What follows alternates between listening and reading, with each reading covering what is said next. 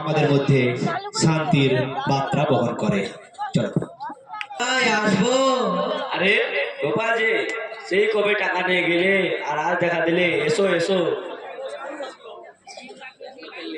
বন্ধু, তুমি যে টাকাটা আমাকে ধার দিয়েছিলে তা আমার বেশ উপকারে লেগেছে।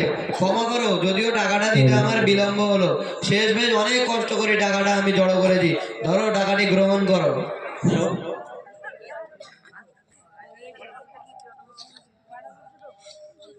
আরে এ তো শুধু আসল টাকা, সুদের টাকাটা কই?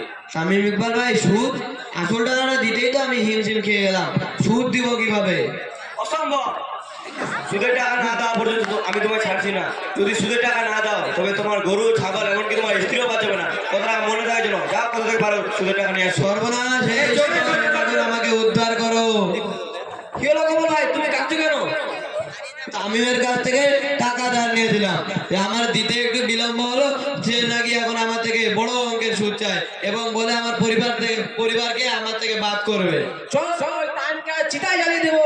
না দাদা, তামিমকে মারলে শুধু তামিমকে মারাই হবে, কিন্তু আমরা চাই তাদের অনুভূতিতে আঘাত দিতে। সুজয়দা, তা কি করে সম্ভব? সম্ভব সম্ভব, সবই সম্ভব। তুমি জানো না এই সুজয় কত বড় খেলোয়াড়? যাও ওদের সংবিধান কোরআনটা নিয়ে আনো। তা কোরআন নিয়ে কি করবে সুজয়দা? আরে জ্বালাবো, কোরআন জ্বালালে ওরা আঘাতপ্রাপ্ত হবে। এই নাও কোরআন। আব্দুল্লাহ, চলো তো, ওখানে কি হচ্ছে দেখি। এই ওখানে কি হচ্ছে? কি করছো তোমরা ওটা নিয়ে? কেন তোদের কোরআন কাজ জানিয়ে দেবো? এটা কোরআন তোমাদের কি ক্ষতি করলো? সেটা তো বিশ্বমানব সংবিধান। আমরা এটাকে কখনোই জ্বালাতে দেবো না। এটাকে আমরা আমাদের প্রাণের থেকেও খুবই ভালোবাসি। ওখানে কোরআনটা এদিকে দাও। হ্যাঁ, তোরা এই সংবিধানকে এত ভালোবাসিস তো এত অশান্তি কেন? কোরআন বিষয়ে কি তোমার কোনো ধারণা আছে? তুমি কি কোনোদিন এই কোরআন পড়ে দেখেছো? এই কোরআন শান্তির বাণী। বিশ্বাস হয় না, আবার পড়তেও পারি না, হিসেবে আঁকা বাঁকা অক্ষর। কেন, তোমাদের যা প্রশ্ন আছে তোমরা এই কোরআনকে জিজ্ঞাসা করো, সেই কোরআন নিয়েই তার উত্তর দেবে। বলে কি কোরআন নাকি প্রশ্নের উত্তর দেবে? অবশ্যই দেবে। যদি বিশ্বাস না হয় জিজ্ঞেস করো এই কোরআনকে, তোমার সকল প্রশ্নের উত্তর তুমি পাবে। তোমাদের সন্দেহ মিটে যাবে সব এই কোরআনের ব্যাপারে। সুজয় দা, কিছু প্রশ্ন আমার আছে। এ কোরআন তোমায় নাজিল করে থেকে? تنزيلا ممن خلق الأرض والسماوات العلى এই কোরআন নাজিল করেছেন তিনি, যিনি সূর্য, আকাশ ও জমিন সৃষ্টি করেছেন, আর তিনি আল্লাহ।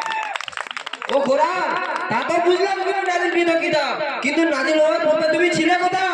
بل هو قرآن مجيد في لوح محفوظ।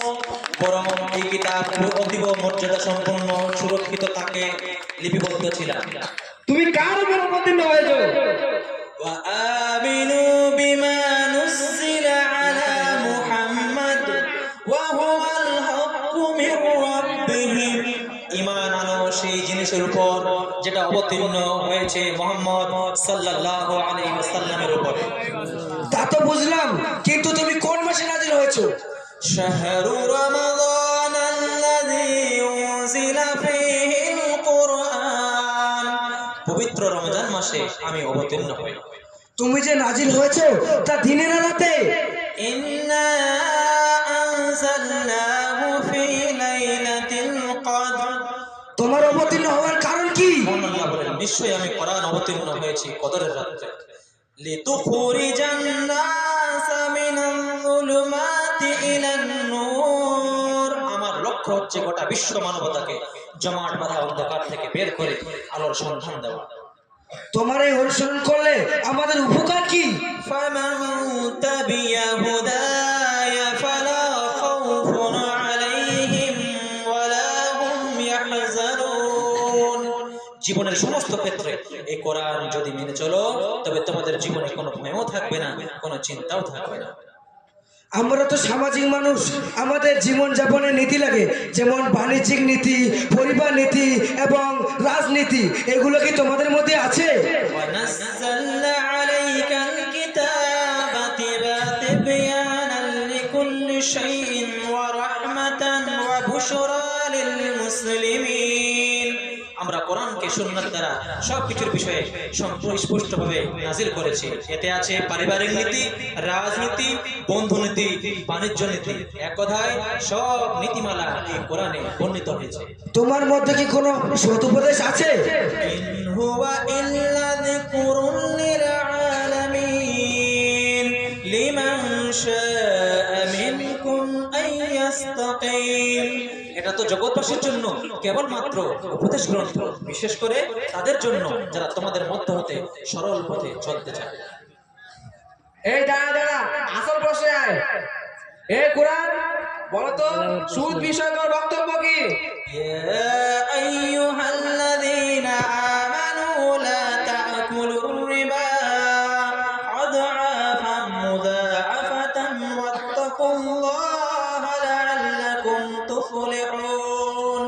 হে ঈমানদারগণ, চক্রবৃদ্ধি হারে সুদ খাওয়া বন্ধ করো এবং আল্লাহকে ভয় করো, আশা করা যায় তোমরা সফল কাম হবে। সুদ করে পরিণাম কি?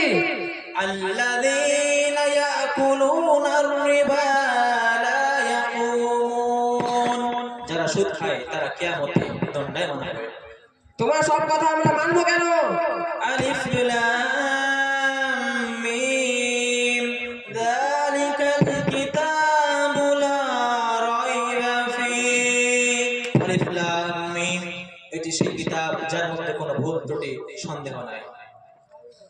আমি বন্ধু ভাই, তুমি আমায় ক্ষমা করো। সত্যি আমি লজ্জিত। আজ এই পরিবেশের সম্মুখীন না হলে আমি আর পথে দিশা পেতাম না বন্ধু। তুমি আমায় ক্ষমা করো। তোমাদেরকে এই কোরআন বিষয়ে কোনো সন্দেহ আছে? সত্যি আব্দুল্লাহ, তুমি যা বললে যে আমার এবং এই গোটা বিশ্বের কোরআন সম্পর্কে বাজে মন্তব্য, কিন্তু না, সত্যি কোরআন শান্তির বাণী। আগামীতে আমিও এই কোরআন বুঝে পড়ার চেষ্টা করব। আমিও শান্তি শান্তি, কোরআনেই শান্তি।